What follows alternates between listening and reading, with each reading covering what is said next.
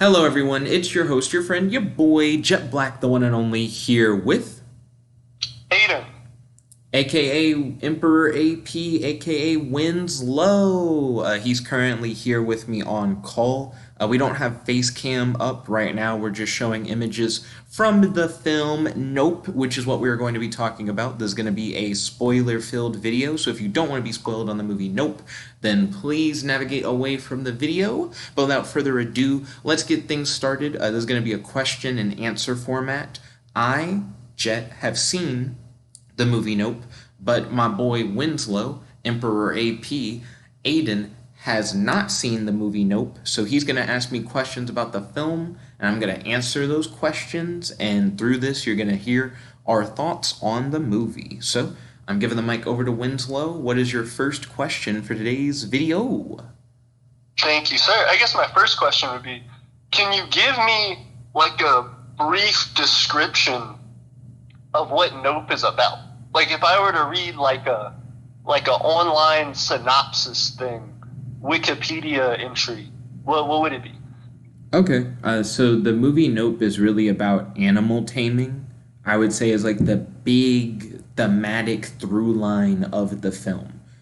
So it follows an animal tamer who loses his father in what seems to be like a freak airplane accident where random items fell out of an airplane and then fell so fast that like they went into his father's brain and like killed him.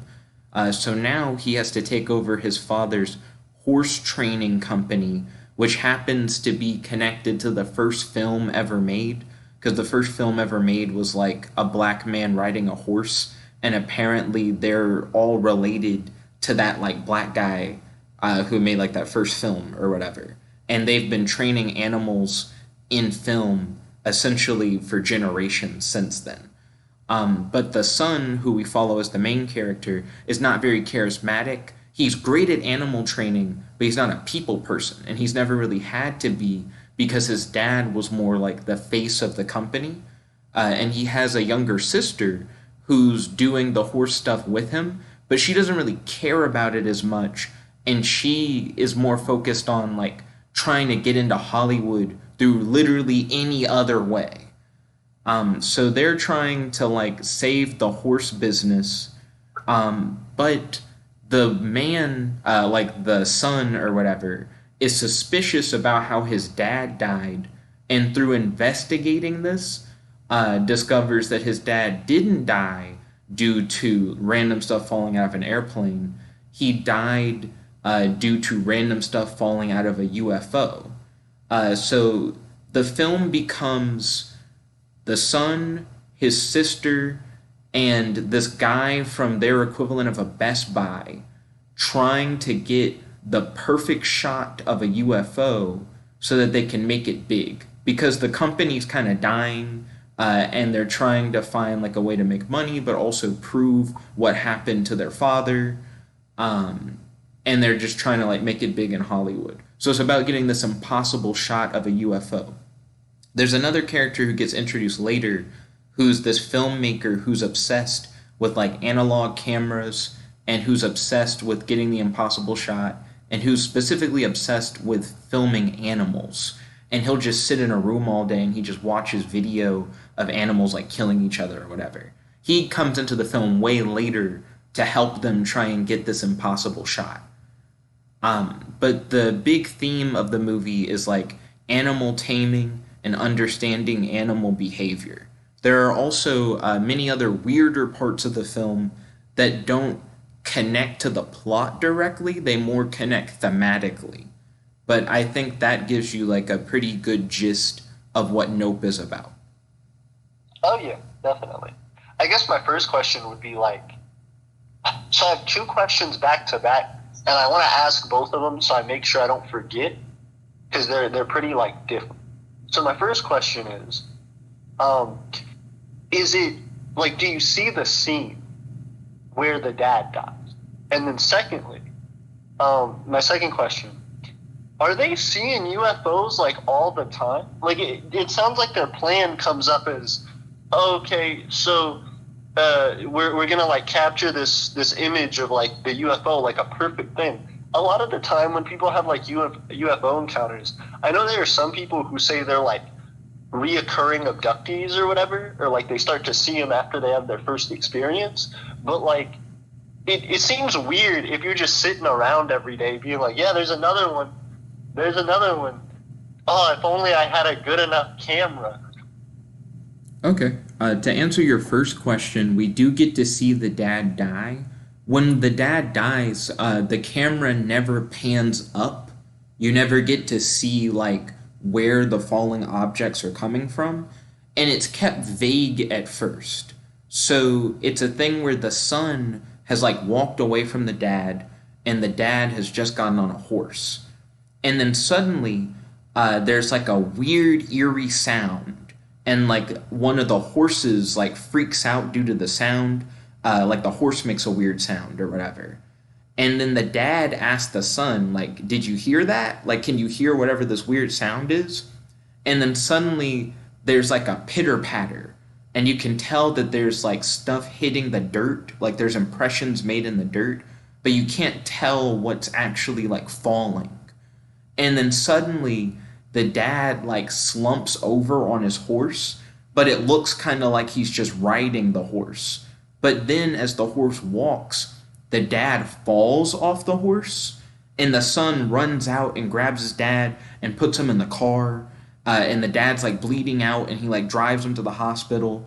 And it's only at the hospital that we get to see like an X-ray of what's in his head, and then they show it in a little like evidence baggie, and it's like a quarter.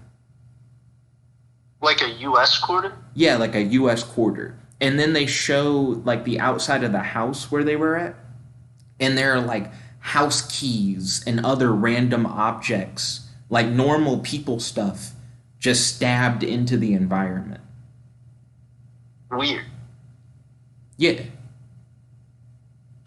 Oh, and then your second question was, do they just see UFOs all the time? To give a little bit of context, this film takes place more or less in like a real world context. So it's nothing like a science fantasy thing where UFOs are like super commonplace, but it does take place in a world where, just like in real life, the government has like disclosed footage of UFOs. Like it's not that people don't think they exist or whatever. It's like, oh, well, the government says they're real, and we've seen like video of them. So it's like UFOs exist as far as we believe, like the videos and stuff that we've seen.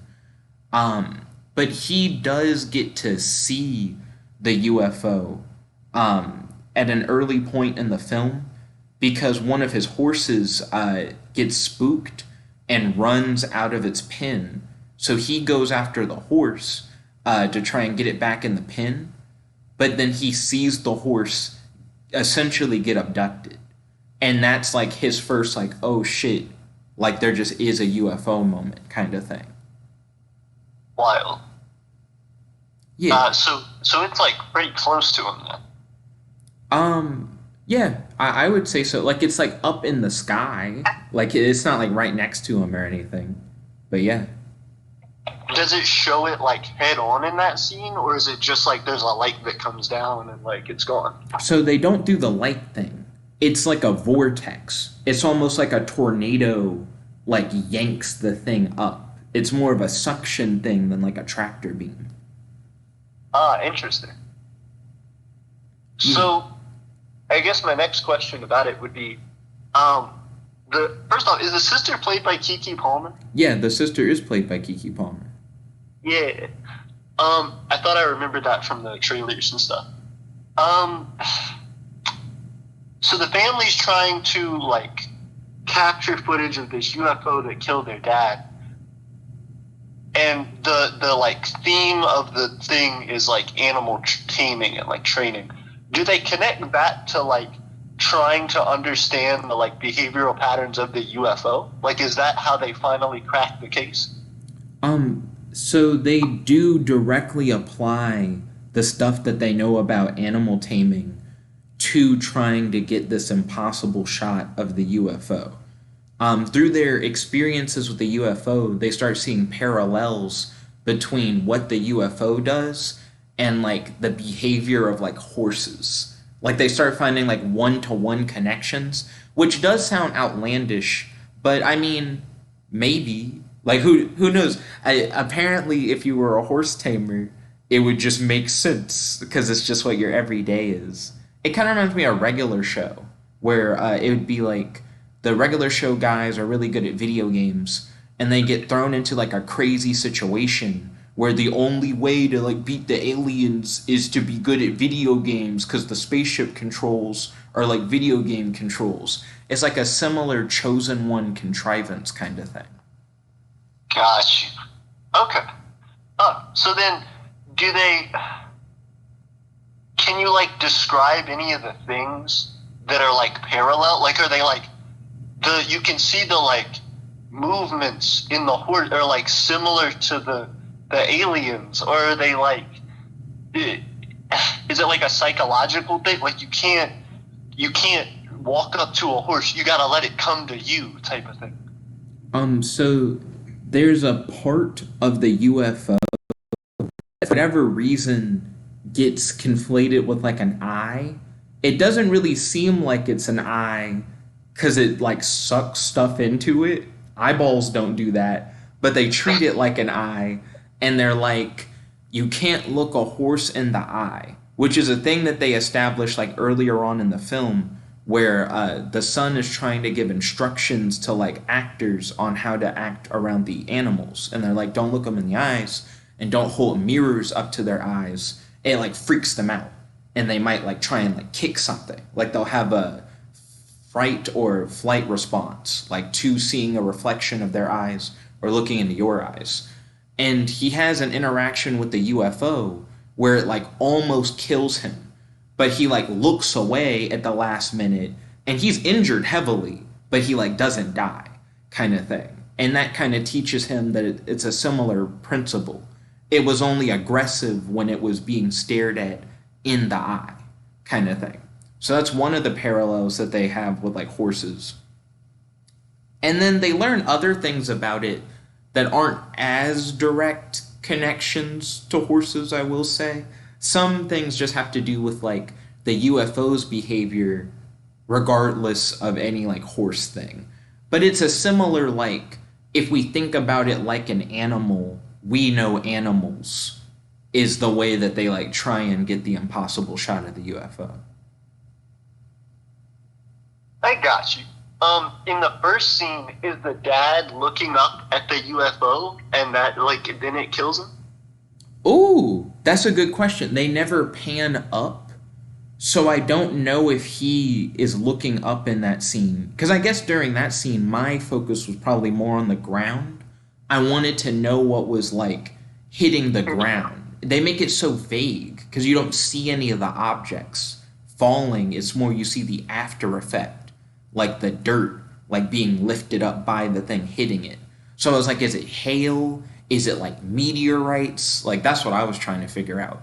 So I don't know if he looked up, but that would be a nice detail to look for on like a second viewing perhaps. Yeah.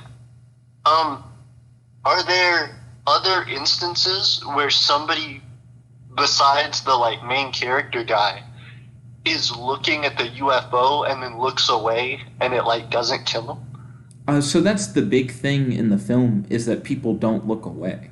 So if you saw this like larger than life, crazy flying thing above you, it's like a spectacle. It's something wild. It's something that you've like never seen before. No one would really think to look away, so they don't. You know, you're more or less awestruck by the thing. That's fair. But I guess the thing that gets me is like, I'd be curious if, of course, for the thematics of the movie, that works neatly into it. But if you were trying to base like a scientific investigation on trying to catch UFOs, and one of the people who works with horses was like, I can tell that this is the eye of a horse, and as long as you don't look into it, it won't kill you. I feel like that's not like a good parallel to make without any other evidence for it. I agree. I think Marquez's girlfriend made a similar complaint about that, where she was like, "Where did he get that from? That one time?" And we were like, "Well, one time could be all you have. Like you're dealing with this like life or death thing." So it is kind of like a hunch that he gets from that single experience, but it ends up being correct. So it's hard for us to judge him on like taking it to heart. There's another horse behavior, by the way. It's territorial. That's the thing that they realize. Because the UFO is always appearing within like a very specific like area, like a very specific range of space, and it never goes outside of that range of space, and it only ever seems to mess with stuff in that range of space.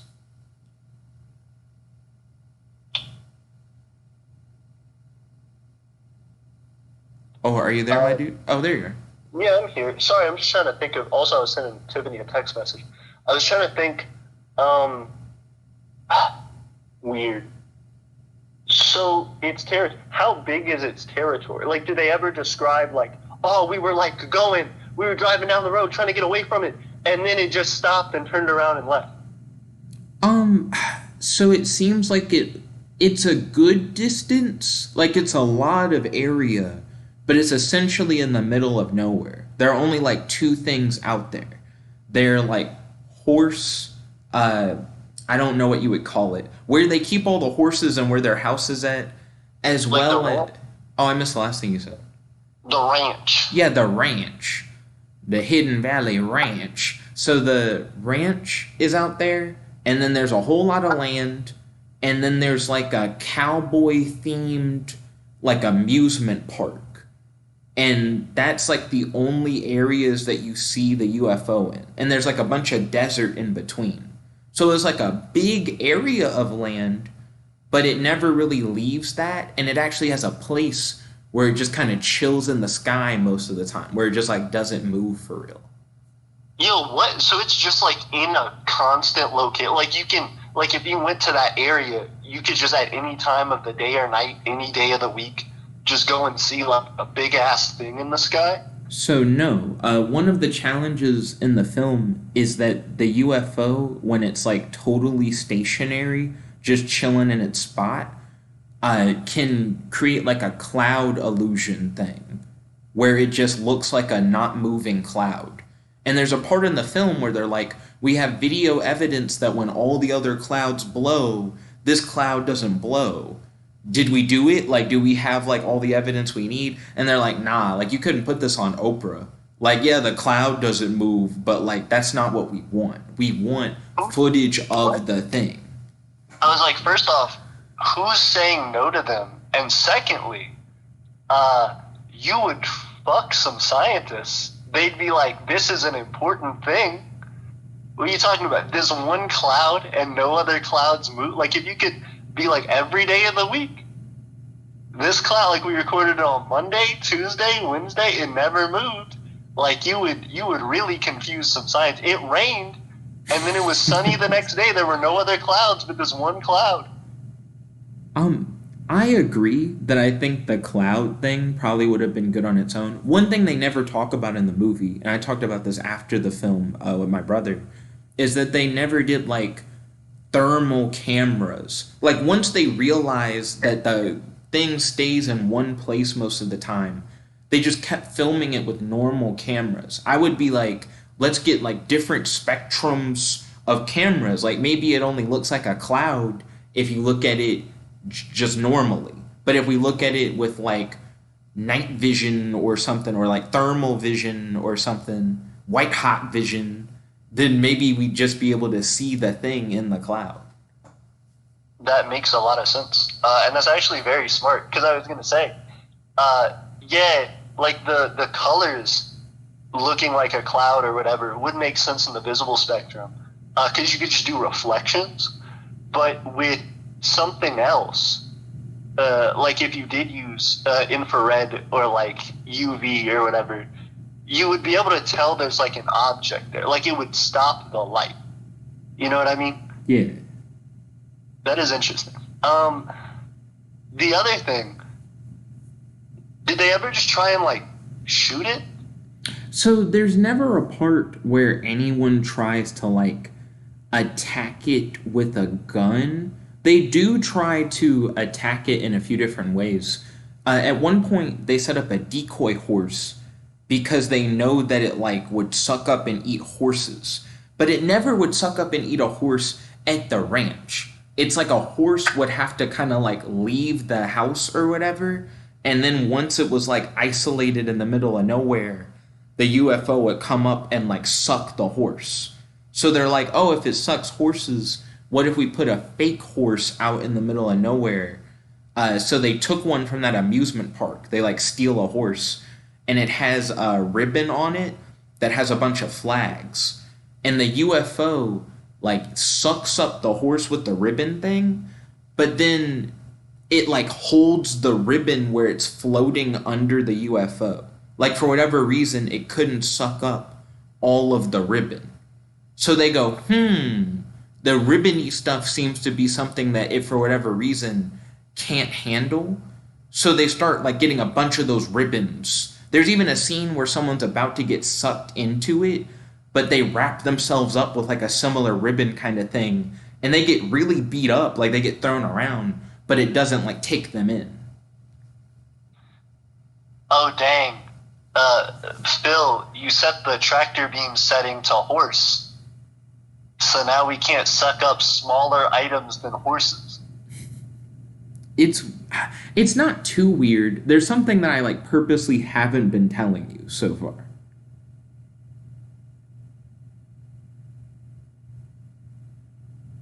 Can you My guess next what that is? question. Oh yeah, hit me up. Before I get to that, I guess my next question: do you ever see like? I know from the trailer there were like scenes at the amusement park. Um, do they ever like abduct people at the amusement park? Like, hit me up with the amusement park scenes. Okay, so the amusement park, we could do a whole video just talking about like the weird amusement park stuff to a certain extent. But I want to go into a whole thing. We might break this into multiple videos because I've hit like the 22-minute mark, and I'm probably going to end it when it hits 30 minutes. Plus, by that time, we'll be like overtime with the call. I want to talk to you about Gordy real quick. Gordy is a big part of the film and also has like nothing to do with the film. So, are you ready for me to talk about Gordy? I'm ready. Okay. Inside of the movie Nope, there is a fictional sitcom that stars a chimpanzee named Gordy. And at the beginning of the movie, they play audio of the episode Gordy's Birthday, where they're giving like birthday gifts to Gordy. And you can't see anything, you just hear the audio, but you can tell that something goes wrong on set and the chimpanzee is going crazy and just attacking people. Again, because you can't see anything, there's very little context for what's going on. They, throughout the film, will show you more and more of this Gordy scene. And you get to see like what set off the chimpanzee. You get to see the chimpanzee like attack people in the studio. You get to see this like little boy who's like the only one who survived the chimpanzee attack. There's a weird shoe with blood on it that's like standing on its like hind like heel, and the shoe never falls down, and it's never explained why the shoe doesn't fall. It's really weird. But the Gordy stuff is really interesting. And I would love it if that's what the movie was about, but it's not what the movie is about. The way that that connects to the amusement park is that the little boy who survived the chimpanzee attack, he is the one who owns the amusement park, and he is the one who tries to commercialize his knowledge of the UFO because he's learned about it independently of our main characters, and he sets up this show at the amusement park where they're going to essentially do like a live sacrifice of a horse to the UFO. But instead of the UFO getting the horse, the UFO gets the whole audience. Damn. Why wouldn't you record that? Okay, so Another thing that I haven't shared with you so far, because I'm keeping stuff vague because I want to see what kind of questions you ask with the knowledge you have. Whenever the UFO shows up, it has like a weird EMP like effect where like all electrical stuff gets fucked, including things that like aren't connected to the power grid. So like your phone or your car also just get fucked. So how are they recording it? So that's the thing. The first solution they had was that they had a backup camera in like a different location that's like zoomed in.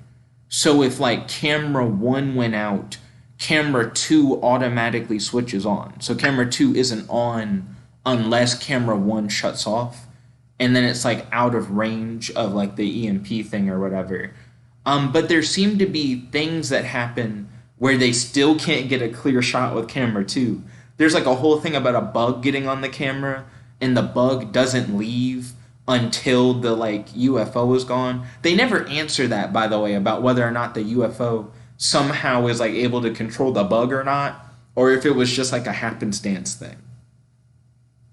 Wild. Um, Also, I'd be curious about like, why aren't they just using like old film cameras? So that's what they do near the end of the movie. The guy who's obsessed with getting the perfect shot, who's obsessed with animals, he's like, I've handcrafted my very own crank film camera where you crank it the whole time you're recording and it uses no electricity whatsoever. Wild.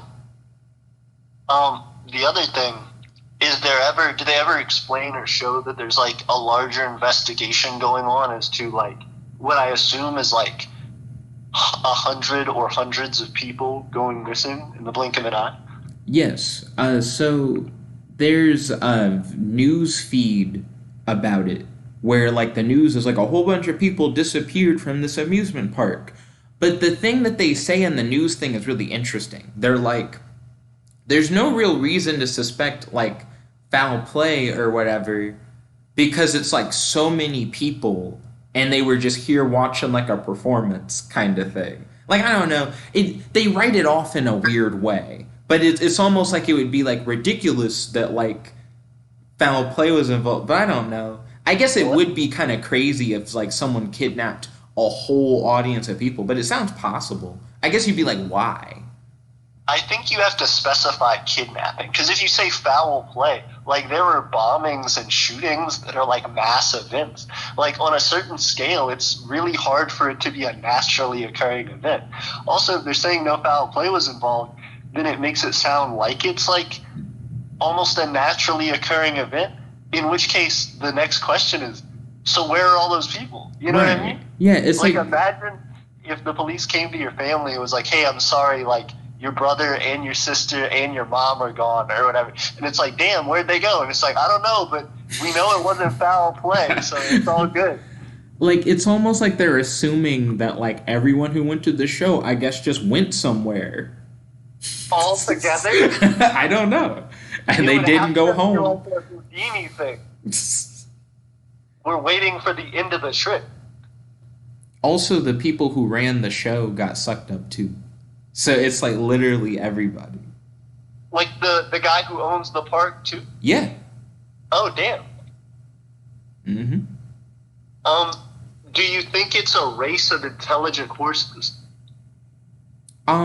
No. I still have been refraining on revealing everything. We do only have a couple minutes left.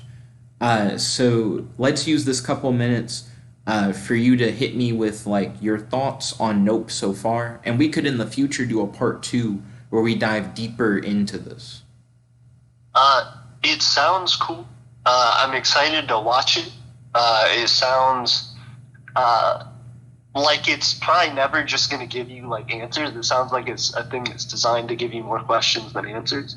But I'm curious as to what that like, I don't know, what the interpretation is for like modern UFO stuff. Is this something that's supposed to like have, I guess, give some kind of philosophical answer to like a lot of these questions that people are having with like UFO stuff recently?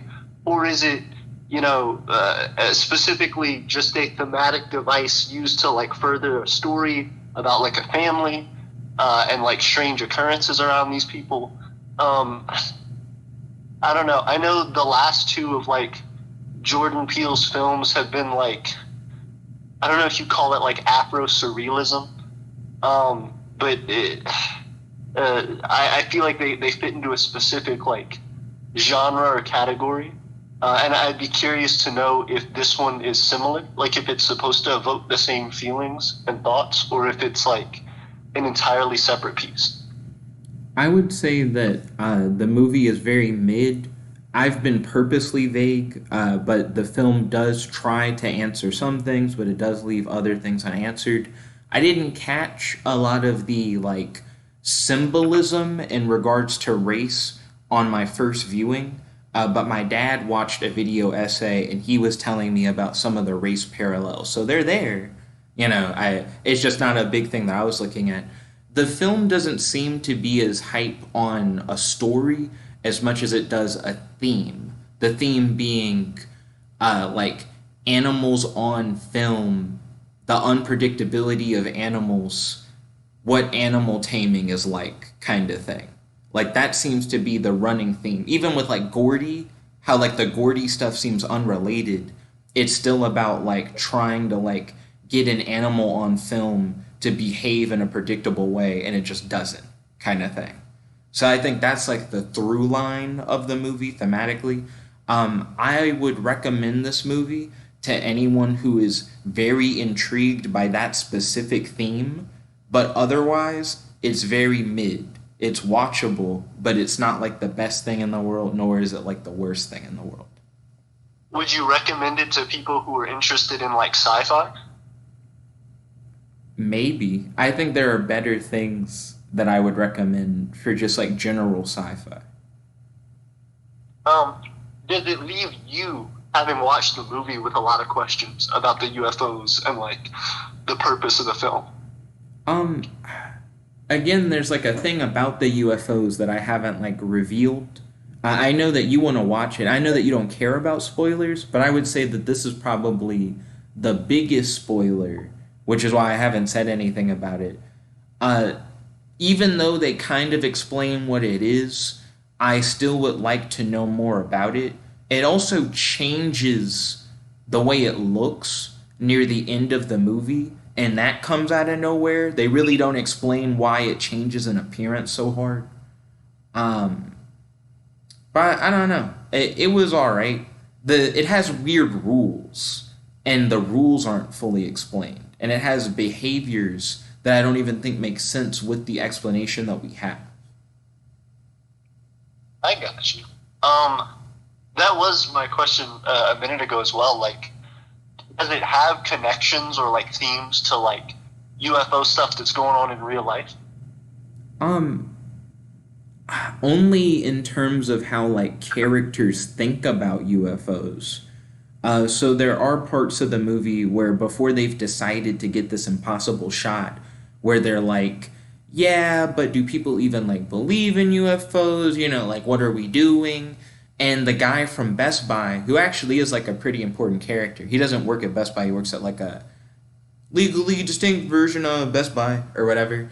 And he's like, oh, well, the government released that footage. Don't you guys remember from like a few years ago? And they're like, yeah, it's like, and they don't even call them UFOs anymore. They call them like UAPs.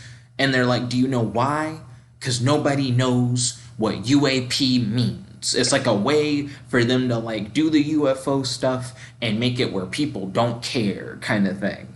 That's like as much as the movie tries to dig into like real world UFO UAP stuff. The only other thing I could see is their explanation for what it is, as vague as that explanation is, could be maybe Peele's interpretation of what they might be. Question mark. Interesting. I respect that.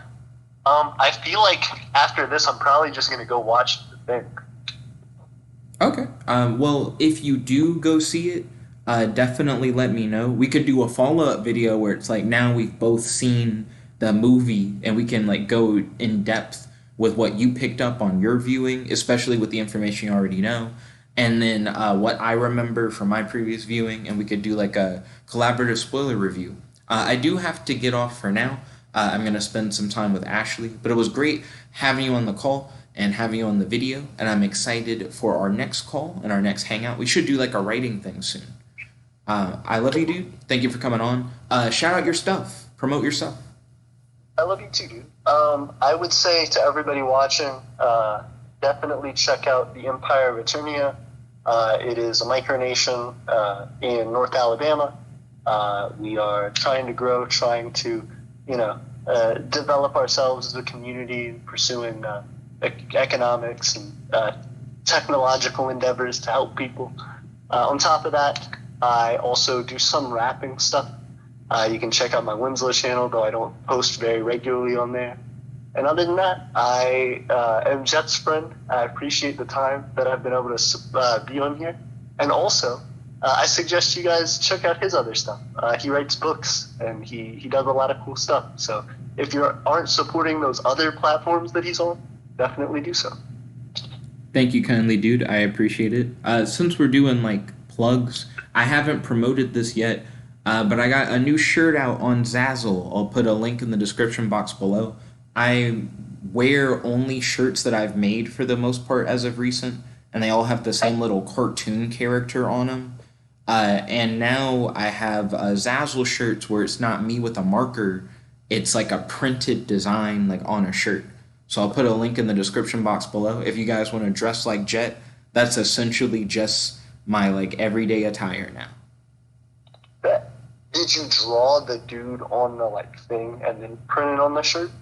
So I drew the dude in like Microsoft Paint, and then I edited it in Google Drawing, and then I took that transparency of it with additional edits. It's not just a transparency, and then plopped that on a Zazzle shirt on the Zazzle store. Makes sense. I would be excited to check it out one day. And also, next time we do a big conversation like this, whether you want to stream it or like whether you just want to talk about it, I would love to talk about like quantum physics, like dimensions, realities type of thing. There's been some interesting stuff. Oh, most definitely. Send me some links. Let me do some research. I'd be more than happy to like check stuff like that out. I got you. I haven't gotten too far down the rabbit hole recently because I've been busy with other stuff. But the most recent one that I started on was like they released the like James Webb Space Telescope's first images, and people are talking about how one of the goals of it is to try to prove Stephen Hawking's last theory right, which is like about the multiverse. And it was weird because as far as I got into like learning about Stephen Hawking's theory, for that like hour or two I spent down the rabbit hole, it seemed like the conclusion was more or less like, here's a mathematical description of how multiple realities could exist, but also if multiple realities do exist, there's no way to test for that, and there's no way to know like whether this is right or not, like whether the math is right, because it's just outside of our conceivable understanding, like definitionally so. So Stephen Hawking was like, yeah, if it is right, just give up. Interesting. I mean, if it is right, give up is weird. I'm curious in what way the images could like be a proof for the math or for the theory. I'd have to look into that more. And that does seem like a hype discussion for a future video. I do have to end it for now. I love you, dude. I hope that you have a happy, fun day. Tell your dad and your girlfriend that I said hello, and I will talk to you again soon, my dude. Love you too. Hope you enjoy your time with Ashley, and I will talk to you soon. Peace. Peace. Chicka-pow.